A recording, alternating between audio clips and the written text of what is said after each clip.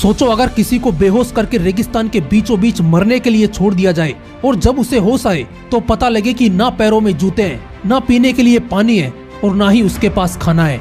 बस है तो सिर्फ एक चीज, दूर दूर तक फैला रेगिस्तान। जरा सोचो ऐसे हालात में 40-50 डिग्री सेल्सियस की तपती धूप में कोई इंसान 71 दिनों तक कैसे जिंदा रह सकता है। दोस्तों आज के इस वीडियो में मैं आपको एक ऐसी सच्ची घटना के बारे में बताने वाला हूँ जिसे अगर कोई सपने में भी अपने साथ होता हुआ देख ले तो उसके रोंगटे खड़े हो जाएं।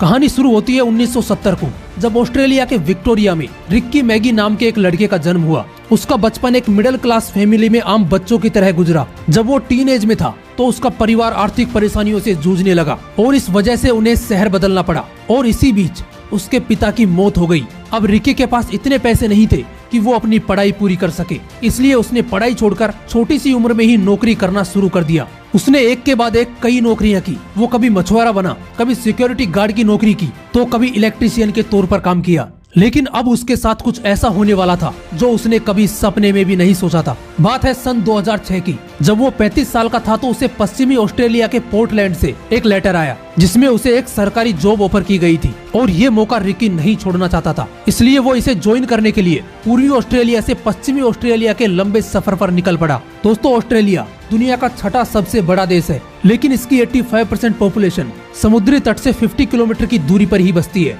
मतलब कि इसका सेंट्रल एरिया एकदम वीरान है और रिकी इसी रास्ते से अपना सफर तय कर रहा था। तभी उसने बीच रास्ते में 3 लोगों को अपनी खराब कार के पास खड़ा हुआ देखा तो रिकी ने उनकी हेल्प करने की सोची और उन्हें अपनी कार में लिफ्ट दी। लेकिन उन लोगों की बुरी नीयत से रिकी अनजान था। उन लोगों ने रिकी को धोखे से ड्रग्स देकर बेहोश कर दिया। जब उसे होश आया और उसने अपने चारों तरफ देखा तो उसने पाया कि वो 45 डिग्री सेल्सियस के तपते रेगिस्तान में एक लाश की तरह पड़ा था। उसका सारा सामान लूट लिया गया था। उन लोगों ने रिकी के पैरों में जूते तक नहीं छोड़े, उसे ऑस्ट्रेलिया के तानामी रेगिस्तान में मरने के लिए छोड़ गए। रिकी ने दूर दूर तक अपनी नजरें घुमाई, लेकिन उसे ना तो कोई इंसान नजर आ रहा था और ना ही उसे कोई रोड दिखाई दे रही थी। अब रिकी के पास 2 रास्ते थे, या तो वो वहीं पड़ा रहकर मौत का इंतजार करे या फिर हालातों का सामना करके जिंदा बाहर निकलने की कोशिश करे।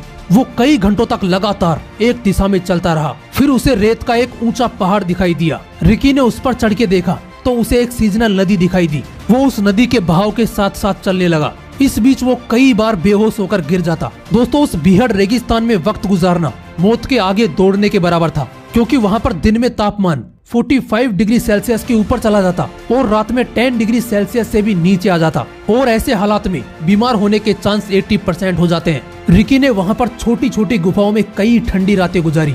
उसने खुद को बचाने के लिए हर वो कोशिश की जो ऐसे हालात में जरूरी थी। उस वक्त सिर्फ एक चीज थी जो उसके फेवर में थी और वो थी उस वक्त ऑस्ट्रेलिया में चल रहा बरसात का मौसम, जिसकी वजह से उसे छोटे छोटे गड्ढों में पीने के लिए पानी मिल जाता और जब पानी नहीं मिलता तो जिंदा रहने के लिए उसे अपना पेशाब तक पीना पड़ता। यहाँ तक कि खुद को जिंदा रखने के लिए वो सांप, मेंढक, चींटियां, छिपकली और पेड़ों की जड़ों को भी खा जाता था। जैसे जैसे दिन गुजर रहे थे हालात बिगड़ते जा रहे थे। उसके बॉडी का वजन तेजी से कम होता जा रहा था, लेकिन रिकी ने हार नहीं मानी। वो हर सुबह इस उम्मीद के साथ उठता कि कोई तो उसे दिखाई देगा, कोई तो उससे टकराएगा और उसकी जान बचा लेगा। और इसी उम्मीद के साथ वो 71 दिनों तक ऐसे ही भटकता रहा और 72वें दिन वो भटकता भटकता विरिनडुडू कैटल स्टेशन के पास पहुंच गया। वहां पर मार्क क्लिफर्ड नाम के एक आदमी की नजर जब उस पर पड़ी तो वो देखकर हैरान रह गया। ऐसा लग रहा था जैसे कोई कंकाल भटक रहा है, क्योंकि दोस्तों इन 71 दिनों में रिकी का वजन करीब 58 किलो तक कम हो चुका था, जो पहले 106 किलो था। रिकी ने पूरी बात मार्क को बताई और बेहोश हो गया। जब उसकी आंख खुली तो वो हॉस्पिटल में था। दोस्तों तानामी रेगिस्तान दुनिया की सबसे खतरनाक और वीरान जगहों में से एक है, जहां से रिकी का जिंदा बाहर निकलना किसी चमत्कार से कम नहीं था।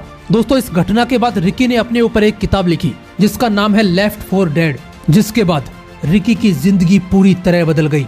मोरल ऑफ द स्टोरी, परिस्थितियां कितनी भी विपरीत क्यों ना हो, कभी हार मत मानो, उम्मीद मत छोड़ो, क्योंकि जीतने के बाद की जिंदगी पहले से कई गुना बेहतर हो जाएगी। जय हिंद, वंदे मातरम।